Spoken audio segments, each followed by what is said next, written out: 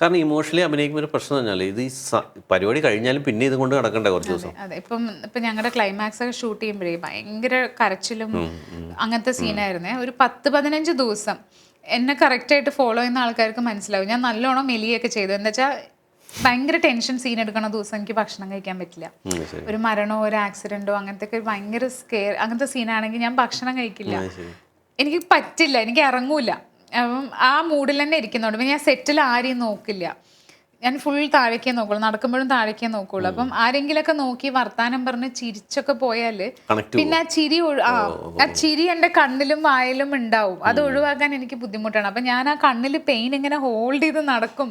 അപ്പൊ 15 ദിവസം എന്നൊക്കെ പറഞ്ഞാൽ ഭയങ്കര കൂടുതലല്ലേ. അതെ അതെ അതെ, അതെല്ലാം ചോദിച്ചേ. അപ്പൊ ഇതിന്ന് ഒരു മൊത്തത്തിൽ ഡ്രെയിൻ ആയി പോലെ നമ്മൾ ഇത് കഴിയുമ്പോൾ തന്നെ, ഒരു സീരീസ് കഴിയുമ്പോൾ തന്നെ ഭയങ്കരമായിട്ട് ഡ്രെയിൻ ആവും. ഞാൻ ഇതേ ഹാർട്ട് ബീറ്റ് കഴിഞ്ഞ് ചെന്നൈയിൽ നിന്ന് നേരെ ഞാൻ തിരുവണ്ണാമല അമ്പലത്തിൽ പോയി.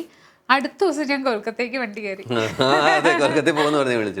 അപ്പം എനിക്കൊന്ന് ബ്രേക്ക് ചെയ്യണമായിരുന്നു. പക്ഷെ എന്താ പറ്റിയെച്ചാല് സീരീസ് ഷൂട്ടാണ് കഴിഞ്ഞത്, ടെലികാസ്റ്റ് ഇനിയും ഉണ്ട്, ഇന്നും കൂടെ വരും. അപ്പം ഈ വീക്കും കൂടെ. അപ്പം എന്താ വെച്ചാൽ അത് വരുമ്പോൾ വീണ്ടും ഞാൻ അതിലേക്ക് കണക്റ്റഡ് ആവുകയാണ്. എനിക്ക് റെസ്പോൺസ് വരുന്നതും ആളുകളുടെ മെസ്സേജസ് വരുന്നതും നമ്മളത് കാണുകയൊക്കെ ചെയ്യുമ്പോൾ വീണ്ടും ഞാൻ ആ മൂഡിലേക്ക് തന്നെ പോവുകയാണ്. അപ്പം എനിക്ക് തോന്നുന്നു ഇതിൻ്റെ കംപ്ലീറ്റ് ടെലികാസ്റ്റും കൂടെ കഴിഞ്ഞാലേ ആണ് എനിക്കൊരു മൂഡ് ബ്രേക്ക് നടക്കുള്ളൂ എന്നിപ്പോൾ എനിക്ക് മനസ്സിലായി.